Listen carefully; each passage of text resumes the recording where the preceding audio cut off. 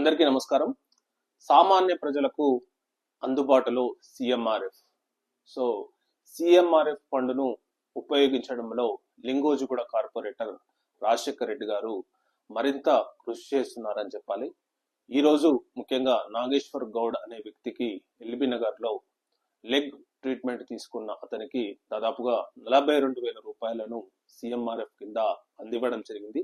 ముఖ్యంగా అతను సీఎం రేవంత్ రెడ్డి గారికి మరియు మినిస్టర్స్ కు కృతజ్ఞతలు తెలపడం జరిగింది. సో ఈ సిఎంఆర్ఎఫ్ పథకం అనేది నాకు చాలా ఇష్టమైన పథకం.